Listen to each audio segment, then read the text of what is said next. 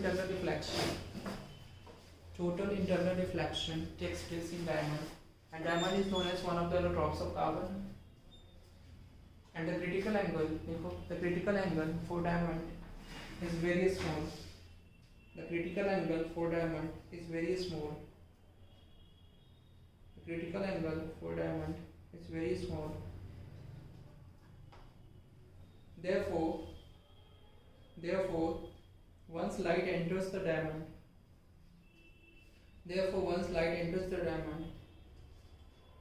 it is very likely to undergo total internal reflection. Therefore, it is very likely to undergo total internal reflection.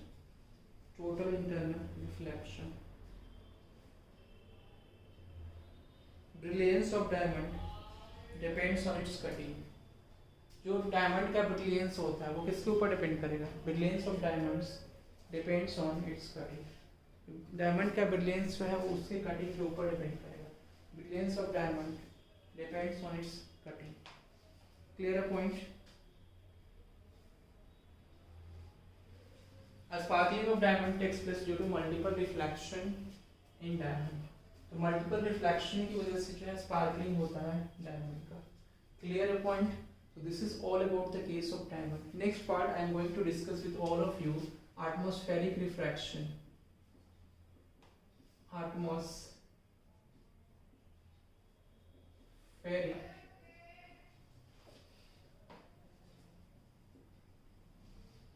refraction. Try to understand this point. Atmospheric refraction. What is known as atmospheric refraction? Can you explain me this point? What is known as atmospheric refraction? अगर atmospheric refraction की बात करें, क्या होता है atmospheric refraction? Just tell me. The sky seems to be blue. The scattering Means of blue. first number is twinkling of stars. First number is twinkling of The scattering of light blue particles in air. stars. Twinkling of stars, तारों का टिमटिमाना. हिंदी में अगर इसको बोले तो तारों का टिमटिमाना. जब तारे टिमटिमाते हैं आपको लगता नहीं जैसे एक जगह टिमटिमा है, मतलब अपने पोजीशन पे तो है लेकिन पोजीशन का क्या हो रहा है? वाइब्रेंट हो रहा है. ठीक है, तो पोजीशन जो है उनका वाइब्रेंट हो रहा है. तो वो आपको दिखता है कि नहीं दिखता है? कभी कभी आपने देखा होगा कि एक्चुअल में क्या होता है कि स्टार्स जो है एटमॉस्फेरिक, जैसे स्टार्स से लाइट रेज आती है अर्थ का एटमॉस्फेयर में. Try to understand this point. Suppose this is your stars here. ऐसे ही है ना स्टार्स, ऐसे ही होते हैं. ऐसे होते गोल होते हैं, वो दिखते हैं ऐसे शायद. ठीक है, तो आपने देखा होगा मतलब दिखते ऐसे हैं. That's why I am making this. अब देखो ये आपका अर्थ हो गया, this is your earth. Star हो गया. ठीक है, तो ये आपका अर्थ हो गया. स्टार बड़ा होता है उससे. बहुत बड़ी. Stars are, yes you know na, stars are very large in size. We see the stars in very small size. Why? Because they are so much farther than us. So much, they are so much located at much more distance from us. सबसे पास वाला star कौन सा है? That's why we cannot see that.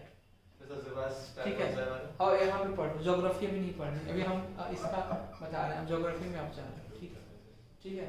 Pole star जिसको बोलते हैं, dog star, बहुत सारे स्टार हैं इसके. ठीक है, अर्थ के ऊपर देखो. This is your earth. तो अब देखो लाइट रेज जो भी स्टार से आएंगी, तो लाइट रेज जब स्टार से आती हैं तो ये मीडियम कैसा होता है? Rare medium. This medium is rare as you understood this point. कभी कभी मीडियम जो है रेयर होता है, कभी कभी डेंसर होता है. तो दिस इज द फिनोमेना. इसलिए कि it depends on the number of particles, number of different particles, dust particles present in the atmosphere. Also we can say कि अगर काफी ज्यादा means there are different layers of atmosphere, as we can say also कि different layers of the atmosphere. You know ना, there are 5 layers. Can you explain me that 5 layers? Mesosphere, exosphere, lithosphere. Lithosphere is not the layers of atmosphere. What you were saying. Lithosphere is the upper part, means upper crust of the earth is known as lithosphere. ठीक है, तो upper जो part होता है ना जिसपे हम लोग रहते हैं, means we are living on that part of the earth is known as lithosphere. तो जिस part पे हम लोग रह रहे हैं वो part को हम लोग बोलते हैं lithosphere. Lithosphere is not the layers of the atmosphere. Exosphere होता है last. ठीक है, तो have you understood this point ना? तो means sometimes the medium would be rarer and sometimes denser. So in that case there are what multiple refractions of light takes place. तो light का काफी ज्यादा रिफ्रैक्शन होगा. जब रेयर टू डेंसर मीडियम होगा तो light bends towards the normal, and जब denser to rare medium होगा तो light bends away from the normal. तो in that case what a person which is present on the earth can see, जो person है जो अर्थ के ऊपर present है वो क्या देखेगा कि लाइट रेज आ रही है स्टार्स से. स्टार्स का डिस्टेंस है यहाँ से, ठीक है, मतलब स्टार्स की जो एक्चुअल पोजीशन है उससे वो हाई दिखेंगे, मतलब उनका पोजीशन और ज्यादा ऊंचा दिखेगा लाइट के रिफ्लेक्शन की वजह से. Means stars appears higher than their actual position due to atmospheric refraction. तो atmospheric refraction की वजह से स्टार्स जो है, स्टार्स का एक्चुअल पोजीशन मान लो यहाँ पे था, लेकिन ये दिखेंगे कि यहाँ पे लोकेटेड है और ऊपर लोकेटेड है. क्लियर है point? This is due to the atmospheric refraction, and when a light ray travels from rarer to denser medium, then it bends towards the normal, and in that case we can say that when it bends towards the normal, then the object, whatever would be the object, that object may appear higher than its actual position. So that's why we can say that in the case of the stars seem to be present higher than its actual position in the sky. Clear है point he? This point is clear to you or not? The next point is कि अब देखो जो भी person है अर्थ के पास में, तो इसके पास जो लाइट का मल्टीपल रिफ्रैक्शन हो रहा है, means multiple refraction of light takes place. Here is refraction because medium is being changed in the case of refraction. तो multiple refraction takes place in the case of light rays. तो light rays के case में multiple refraction हो रहा है, और उस case में जो भी person which is on the surface of the earth, which is present on the surface of the earth, what that person would see कि the stars is higher than its actual position. लेकिन हम ऐसा थोड़ी अनुमान लगा सकते हैं, हमें तो लगेगा कि yes this is the actual position of the stars, लेकिन एक्चुअल में क्या हो रहा है, वो अपने पोजीशन से ऊपर दिख रहा है. This is the main factor that you need to understand it. ठीक है, तो ये आपका मेन फैक्ट है, समझ में आया? This is due to the phenomena of atmospheric refraction. Clear है पॉइंट ये? Next, delayed sunset and what before sunrise. तो next is second point that you need to understand is before sunrise and delayed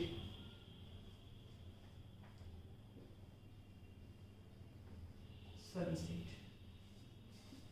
Means अब before sunrise means you need to understand, जैसे sunrise होने के पहले ही 2 minute पहले ही आपको दिख जाता है कि सन जो है वो राइज हो गया, और सनसेट होने के 2 मिनट बाद तक भी आपको दिखते रहता है सन. एक्चुअल में तो सनसेट हो गया है सन का, मतलब सन जो है सूर्य जो है वो डूब चुका है, लेकिन फिर भी आपको दिखता है 2 मिनट तक. क्यों? और सूर्य जो है वो उदय, मतलब उगता है, लेकिन उगने से 2 मिनट पहले ही आपको दिखता है. Why this is happening? Due to atmospheric refraction. तो 2 मिनट्स बिफोर, मतलब before sunrise and delayed sunset, कितना का डिफरेंस होता है? 2 मिनट का. 2 minutes. This is important part that you need to understand. Before sunrise and delayed sunset means sunrise के पहले means सूर्य जो है उगने से पहले जो है आपको 2 मिनट पहले दिख जाता है, ऐसा अपीयर होता है कि यस सनराइज हो चुका. एंड सनसेट सूर्य डूबने के बाद भी आपको क्या होता है, अपीयर होता है कि नहीं अभी जो है वो डूबा नहीं है, अभी अस्त नहीं हुआ है, सूर्य जो है वो अस्त नहीं हुआ है, the sun is not set. ठीक है, तो that's why we can say that कि this is due to the phenomena of atmospheric refraction. तो वायुमंडलीय रिफ्रैक्शन की वजह से जो है वो ऐसा पॉसिबल हो पाता है। क्लियर है पॉइंट? जैसे देखो for example this is your earth, तो ये मान लो आपका this is your east part and this is your west part. पता है ना सन जो है वो कहाँ राइज करता है, कौन से पार्ट में? यस, ईस्ट, पूरब इसको बोलते हैं, है ना। वेस्ट मीन्स पश्चिम, डूबता पश्चिम में। तो देखो समझ में आ रहा है ना। तो सन जो है यहाँ पे होता है आपका, suppose this is your son. Clear है पॉइंट? तो यहाँ से लाइट रेज जो आती हैं, ये लाइट रेज जो आएंगी, तो यहाँ पे मीडियम कैसा होता है? Rare medium. Try to understand here, the medium would be rare medium. और जैसे ही यहाँ पे जो है फिर ये लाइट रेज का रिफ्लेक्शन होता है, तो it bends towards the normal.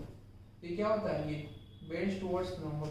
तो लाइट रेज जो है ऐसे मान लो यहाँ पे एक पर्सन है, तो लाइट रेज जो है तो ये आपका नॉर्मल हो गया, तो ये बेंड्स टुवर्ड्स द नॉर्मल, ये नॉर्मल की तरफ मुड़ेगी लाइट रेज। जो भी पर्सन यहाँ पे अपीयर है उसको क्या होगा?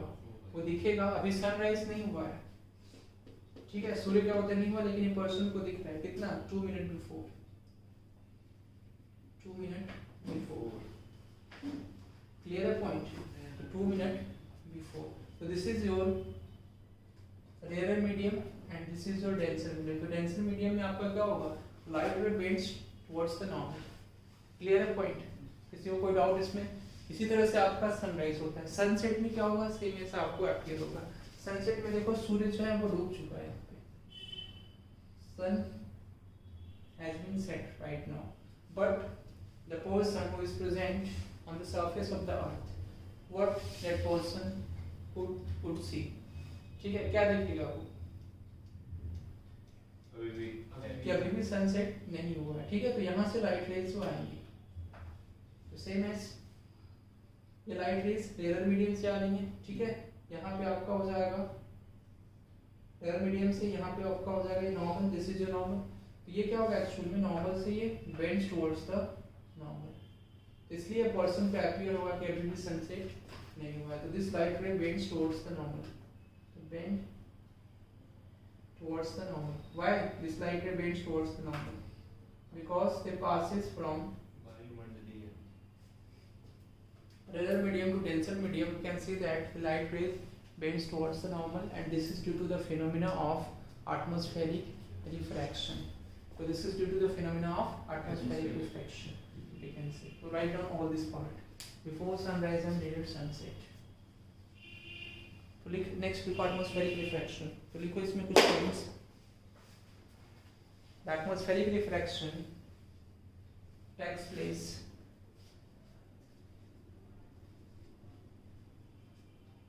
when a light rays passes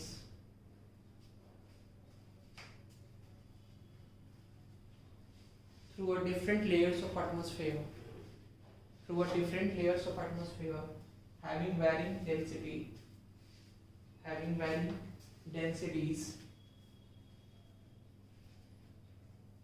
then multiple refraction of light,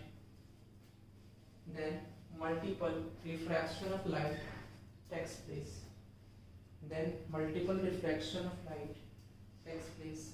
As it goes from rarer medium to denser medium. The first phenomena is what? Twinkling of stars. देखो twinkling of stars.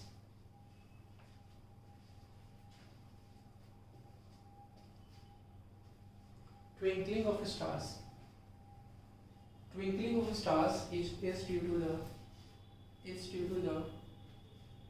twinkling of stars is due to the phenomena of atmospheric refraction.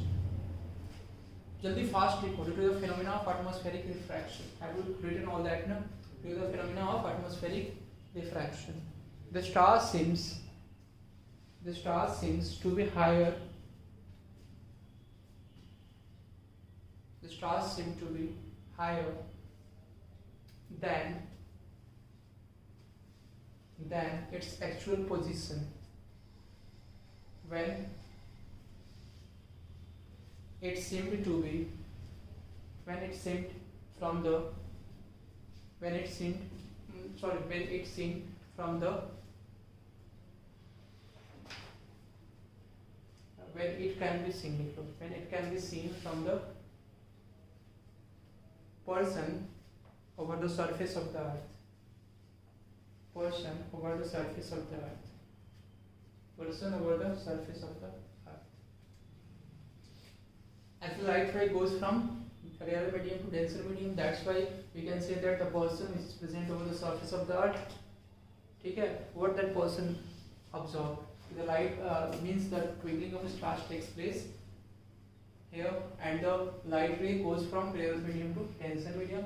As we can say कि light rays यहाँ पे क्या हो रहा है, rarer medium से denser medium में जा रहा है, and that light rays bends towards the normal. तो उस केस में वो light ray क्या होगी, towards the normal bend हो जाएगी. Clear है point? इसमें कोई doubt किसी को? Yes, you have any doubt? Next देखो, second number phenomenon is before sunrise and delayed sunset. Before sunrise and delayed sunset. Before sunrise and delayed sunset.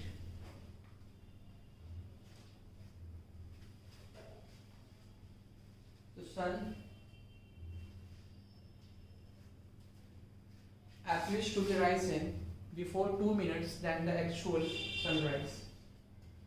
Sun appears to be rising earlier than 2 minutes before 2 minutes than the actual sunrise. And appears to be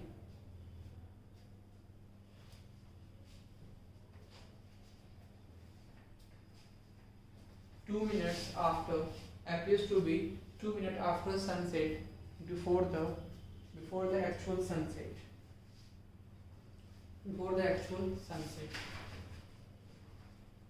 This happens due to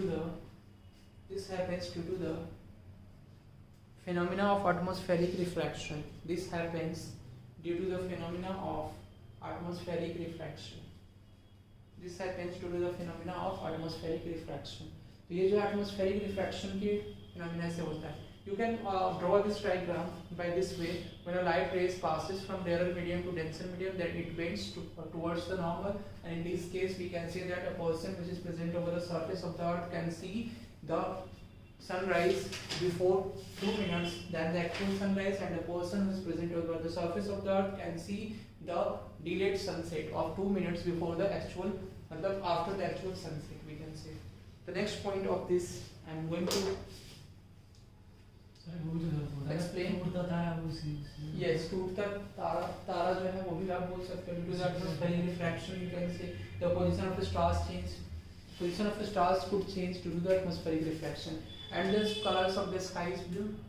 Yes, sir. Due to the case of atmospheric refraction also. ठीक है, तो देख लो आप इसको.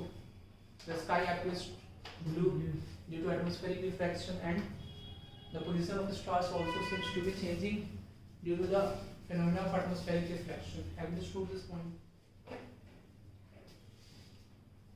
When a light rays passes through the colloidal particle में होता है actually. Colloidal particles क्या होते हैं? नैनोमीटर के साइज के होते हैं.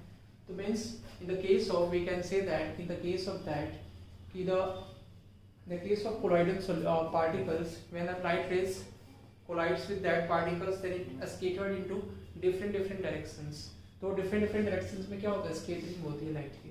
That phenomena is known as scattering of light. When a light rays collides with the collided particles and it is scattered into different directions, and the effect is known as Tyndall effect due to the scattering of light. This is the most important effect that we need to study.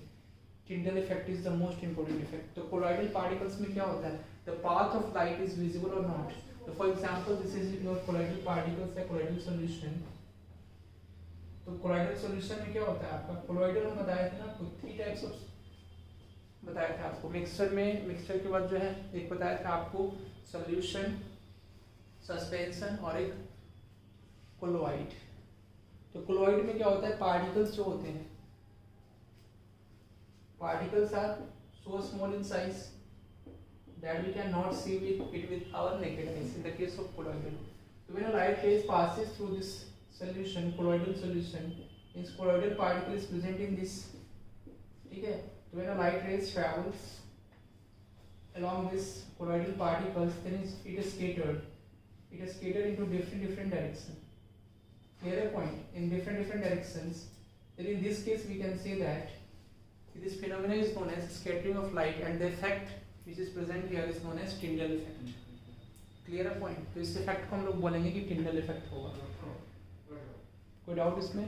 तो different directions में होगा, this is called scattering of light. The effect is known as Tyndall effect. And in this case we can say that the path of light is visible or not. Path of light is visible also in this case. So path of light is visible because we can say that the light which passes through this part is also visible to us. So it is scattered in different directions after colliding with these colloidal particles. This is the phenomena of scattering of light as we have mentioned here. Clear a point? This effect is known as Tyndall effect. So Tyndall effect is what the scattering of light through colloidal particles is known as Tyndall effect, we can say. So write down this point and we'll next number point और भी explain कर देते हैं. Next number point dispersion of light. उसको भी explain आपको कर देते हैं, उसके बाद दोनों साथ में लिख लेंगे. Dispersion of light. Dispersion of light. What can you comment about dispersion of light? When a light ray, ठीक है, ये आपका प्रिज्म हो गया. Suppose this is a prism और this is the angle of prism. एक को बोलते हैं हम लोग angle of prism. ठीक है, this is called angle of prism. Is it clear to you or not? So when a light rays falls on this prism, clear a point. So this medium is what? This is normal to the prism, means normal is perpendicular to the surface of the prism. We can say this is incident on the prism. This light ray is incident on the prism. अब ये light ray क्या होगी? Incident to इस prism से. This is called angle of incidence. Clear a point. So this medium is rarer and this medium is denser. Then light rays what? थोड़ा सा इसको नीचे बनाते हैं. Then this light ray bends towards the normal. ठीक है?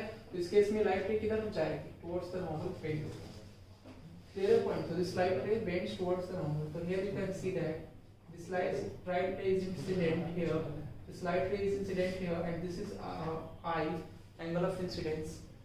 देखो it bends towards the normal. Clear point. It bends towards the normal like this. कोई डाउट इसमें किसी को? अब देखो नेक्स्ट नंबर पॉइंट. अब इसके बाद ये rarer denser medium से rarer medium है, तो it bends away from the normal, so like this. Clear point. So this E, this is called angle of emergence, you can say. So this is angle of emergence, and this is called angle of normal. आपने कहा normal. अच्छा, oh sorry, एक minute. Normal is like this. Sorry, normal is this. Clear है ना point है? तो ये bends away from the normal, मतलब ऐसे हो जाएगा ये. क्लियर? एक मिनट सो ये इस तरह से है ना, तो इस तरह से आपका sign away from the normal. Clear है point? This is away from the normal. अब देखो इसमें एंगल ऑफ डेविएशन भी होता है, पूछ के आता है कभी कभी. तो what is known as angle of deviation? The angle between the normal and refracted ray. तो try to understand here. You are right. This is what, ये आपका क्या हो जाएगा, और ये रिफ्रैक्टेड रे को, दिस इज योर रिफ्रैक्टेड रे. Have you understood this point? This is your refracted ray, and this is your what? Incident ray. ये आपका हो जाएगा इंसिडेंट रे. इंसिडेंट रे को हम क्या करेंगे, पीछे एक्सटेंड करते हैं, रिफ्रैक्टेड रे को एक्सटेंड करते हैं इस तरह से. तो जो ये एंगल होता है, ये angle, this angle is known as angle of deviation. Clear point. So this angle is known as deviation, and this is called angle of the prism. Clear point. इसको डेल्टा से डिनोट करते हैं. This is denoted by delta. This is angle of deviation. This is I. This is R. ठीक है, this is I and this is R, ठीक है, this is E, angle of emergent, ये होता है आपका एंगल ऑफ इमर्जेंट। क्लियर है point, इसमें कोई डाउट? अब नेक्स्ट पॉइंट ऑफ दिस इज कि अब लाइट रेज आ तो रही है, लाइट रेज कितने पार्ट्स में प्रोपेंड डाउन होगी? 8 पार्ट्स में, सॉरी 7 पार्ट्स में, सॉरी 7 पार्ट्स में। इसको बोलते हैं वेव ग्योर, और हिंदी में बोलेंगे बैनिया पिनाला, ठीक है, हिंदी में बोलते हैं उसको बैनिया पिनाला, और इंग्लिश में उसको बोलते हैं वेव ग्योर, ठीक है। ये लाइट रेज स्प्लिटिंग होगा, means dispersal of light is actual splitting of white light into 7 colours. तो 7 कलर्स में जो है व्हाइट लाइट का स्प्लिट होना, टूटना, उसको बोलते हैं हम लोग डिस्पर्सन ऑफ लाइट, ठीक है। तो इसके वेवलेंथ के बारे में हम डिस्कस करेंगे कि कौन सी लाइट का वेवलेंथ ज्यादा होता है, कौन सी लाइट का वेवलेंथ कम होता है। क्लियर है पॉइंट? इसमें देखो, अब पहले सबसे पहले आपको लाइट रेज यहाँ पे दिखानी होगी। तो ये लाइट रेज कितनी होंगी? 7, 1 2 3 4 5 6 7, ठीक है। इस तरह से आपका लाइट रेज स्प्लिट हो जाएगा। तो ये आपका क्या होगा? वेव ग्योर, VI DGYO, this is called wave cure. So V for violet, I for what? Indigo, and B for blue, and G for green, Y for yellow, and O for orange, and R for what? Red. So here we can say that V for violet, I for indigo, B for blue, G for green, Y for yellow, O for orange, and R for red. So this is all about the wave cure. Hindi में अगर आप लिखोगे तो हिंदी में इसको बोलते हैं बैनिया पिनाला, बैनिया पिनाला, ठीक है। बै for बैगनी, नी से नीला, आ से आसमानी, ठीक है, ह से हरा, पी से पीला, और ना से नारंगी, और ला से लाल, ठीक है। इसको हिंदी में ऐसे याद रखना, बैनिया पिनाला, ठीक है। तो ये हिंदी में याद रखने का आपका मैटर है, और ये इंग्लिश में वेव क्योर तो आपको पता ही है, सुनो। अब वेवलेंथ, अब देखते हैं, जैसे कि क्वेश्चन इसमें पूछा जाता है ये कि एज अ डेंजरस सिग्नल के फॉर्म में रेड लाइट को क्यों यूज करते हैं? सिग्नल्स के फॉर्म में, signals as a signal, because की red light is red light has longer wavelength. तो रेड लाइट को हम एज अ सिग्नल क्यों यूज करते हैं? क्वेश्चन पूछा जाता है। रेड लाइट को मोर सबसे ज्यादा वेवलेंथ इसकी होती है, has a high wavelength. Red light is used as a signal, used in signal, ठीक है, एज मतलब सिग्नल ट्रैफिक में यूज किया जाता है, ट्रैफिक में सिग्नल के फॉर्म में। तो रेड लाइट को यूज किया जाता है। तो रेड लाइट को डेंजरस साइन भी बोलते हैं। तो क्यों? इसलिए कि इसका वेवलेंथ जो होता है काफी ज्यादा होता है, लॉन्गर वेवलेंथ होता है। जैसे जैसे देखो हम ऊपर की तरफ बढ़ते जाते हैं तो वेवलेंथ इंक्रीज होगा या डिक्रीज होगा? इंक्रीज होगा, इंक्रीज होगा। तो देखो VIB, समझो इस यहाँ पे GYOR, तो ये विजिबल लाइट होती है। This light is known as visible light. इन सभी लाइट्स को हम क्या बोलते हैं? This light rays is known as visible light rays. ये हमें विजिबल होते हैं, we can see it all this light rays with our naked eye, ठीक है। तो हम लोग इन सभी लाइट रेज को देख सकते हैं, therefore it is called visible light, इसलिए इसको क्या बोलते हैं? Visible light. तो वेव क्योर में देखो V से हम I की तरफ बढ़ते हैं, वेवलेंथ लैम्डा, लैम्डा क्या होता है आपका? वेवलेंथ। क्लियर ना point? Yes sir.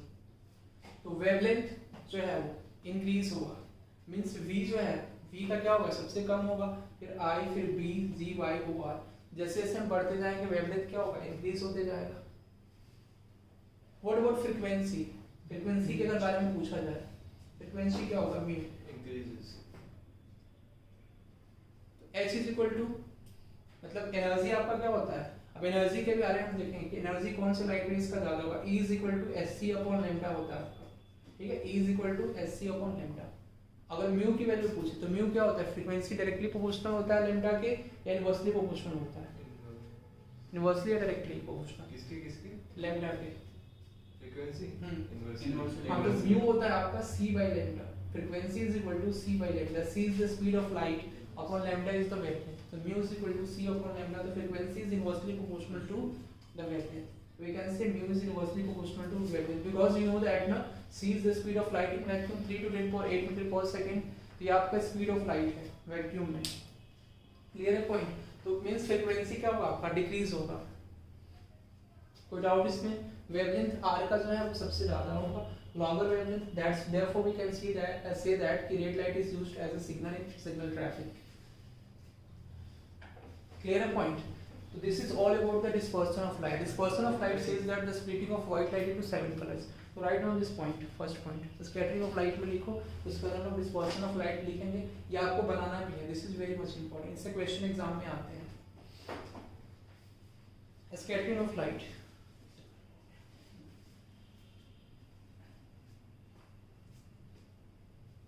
when a light rays passes through the when light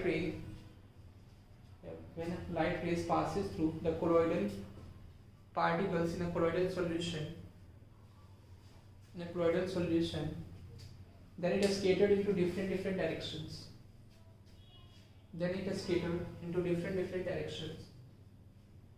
This phenomena is known as a scattering of light.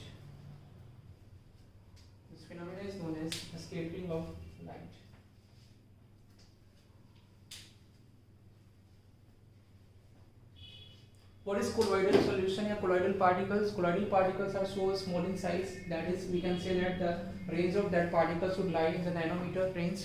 So in that case we can say that we cannot see that particles with our naked eyes, but the path of light becomes visible in the case of colloidal particles or colloidal solution we can say. तो next इसमें point आपको लिखना है, second number point is, first number point आपने लिखा scattering of light. What is called scattering of light? अब लिखो colloidal particles के nature of colloidal particles. The colloidal particles are so small in size, nanometer in size. लिख लो 10 to the power minus 9 के metre के approximate, nanometer in size. It is enough to scatter light in different directions. So that it is enough to scatter light in different directions.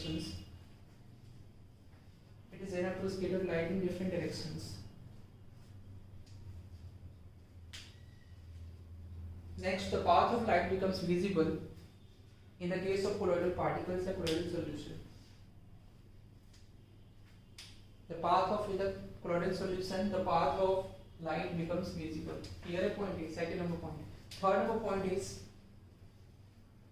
ये हो गया part. अब ये किस तरह का मिक्सचर होता है? Can you explain me? Homogeneous है heterogeneous?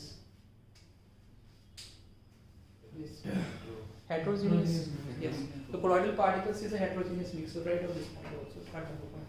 Heterogeneous is what the type of mixture which does not have uniform composition throughout the mixture. For example, the mixture of chalk with water, we can say कि homogeneous heterogeneous mixture में क्या होता है? वैसा mixture जिसमें particles का means solute का जो composition है वो different amounts of solvent में क्या हो, हर एक जगह different हो, uniform composition नहीं हो, uniform नहीं हो, एक समान नहीं हो। तो इसमें एग्जांपल्स में आपके क्या होते हैं? colloidal particles भी हो गए, colloidal solution, suspension is also a heterogeneous mixture. And the next point of this की चॉक का मिक्सर किसके साथ? चॉक को हम वाटर के साथ मिक्स करते हैं। तो at the bottom part we can say that कि सबसे नीचे वाले पार्ट में क्या होता है? चॉक के पार्टिकल्स बैठ जाते हैं, तो उनका uniform composition throughout all the water molecules same नहीं होता। तो that's why we can say that कि this is the example of heterogeneous mixture. Clear है पॉइंट? नेक्स्ट देखो, what is called Tyndall effect. What is called Tyndall effect? The scattering of light, the scattering of light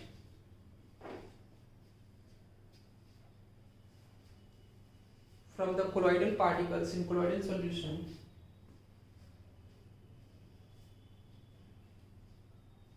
produces an effect known as Tyndall effect. Produces an effect known as Tyndall effect. Produces an effect known as Tyndall effect. तो उस effect को हम लोग बोलते हैं Tyndall effect. Clear है point? Next point लिखो, what is called dispersion of light. Fast लिखो, fast. What is called dispersion of light? What is called dispersion of light? लिखो, the splitting of white light into 7 colours. The splitting of white light into 7 colours.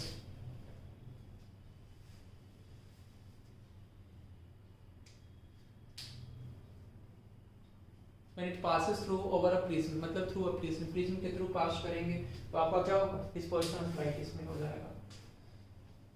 इसमें ये figure आप diagram draw कर लेंगे। अब देखो ये सेम पॉइंट कि एक आपका प्रिज्म है ये, ठीक है, और यहाँ से आपको लाइट रे अपने पास क्या है, white light is incident on this prism, then it what, it splits into seven different colors, you can say. So this is the normal to the prism, and this what breaks down, yeah, split down, means splitting, this splits into 7 colors। ये जो है split हो रहा है किसमें, 7 different colours में। और जैसे ही आपने प्रिज्म को फिर से यहाँ पे रख दिया, प्रिज्म को कैसा इन्वर्टेड, यहाँ पे क्या है, प्रिज्म जो है वो इरेक्ट है, सीधा आपने रखा है इस प्रिज्म को, यहाँ पे जो आपने प्रिज्म पे ऐसे रख दिया, इस केस में जो इसका फिर से व्हाइट लाइट जो है ये प्रोड्यूस करेगा। 2 बार आपने प्रिज्म को रखा तो इस केस में ये व्हाइट लाइट प्रोड्यूस करेगा। तो एक ही लाइट यहाँ से जो है फिर से इमिट होगी, and this light is known as white light. तो व्हाइट लाइट का स्प्लिट होने के बाद अगर आपने प्रिज्म को उल्टा रख दिया तो फिर से व्हाइट लाइट हम प्रोड्यूस कर पाएंगे। क्लियर है पॉइंट ये? एक्चुअल में हम बोल सकते हैं कि जो व्हाइट लाइट होता है कॉम्बिनेशन होता है 7 कलर्स का। विबग्योर आपने लिख लिया, ये बना लो, this is called angle of incidence. when a light ray, when an incident ray is incident on the surface of the prism, that the angle which is made by an incident ray with the normal is called angle of incidence here, I.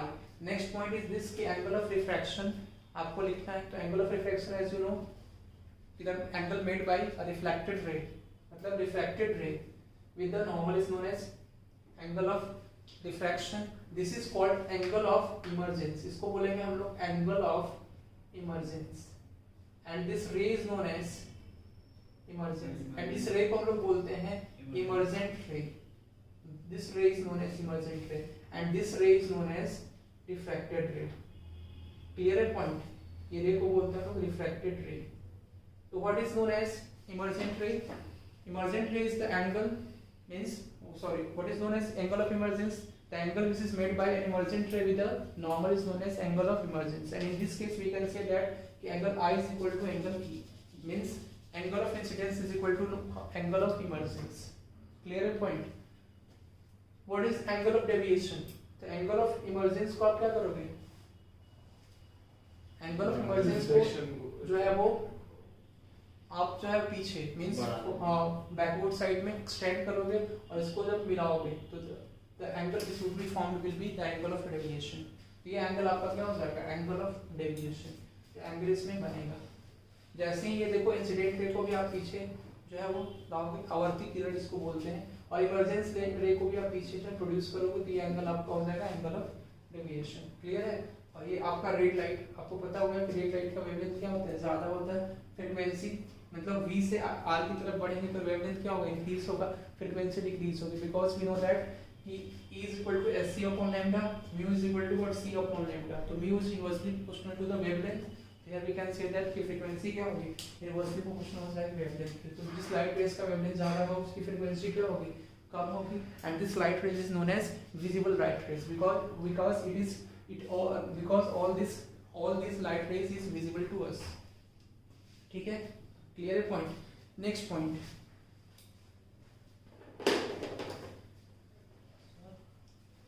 Yes। Colors of light।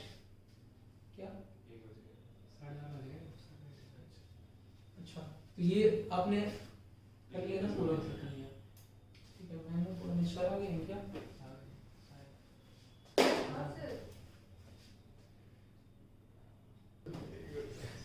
Okay student, I will discuss the next part of this in the next class with all of you। अब इसमें देखो dispersion of light rays हमने discuss की, scattering of light, ठीक है, phenomena है इससे related, फिर पोलराइजेशन भी हमने डिस्कस किया था। तो ये सभी लाइट रेज की फिनोमिना है। तो all the thing I have already discuss with you. ठीक है, तो ये आपका यहाँ से जो लाइट रे की जो कॉन्सेप्ट है, जो ज्योमेट्रिकल ऑप्टिक्स से ये आपका फिनिश होता है। क्लियर है पॉइंट? तो अब इसमें हम आगे देखेंगे नेक्स्ट क्लास में। I will discuss with all of you in the physics की human eye and colourful world. Human eye के स्ट्रक्चर को समझेंगे और जो डिफेक्ट ऑफ विजन है ह्यूमन आई में, and who can donate human eye and who can not.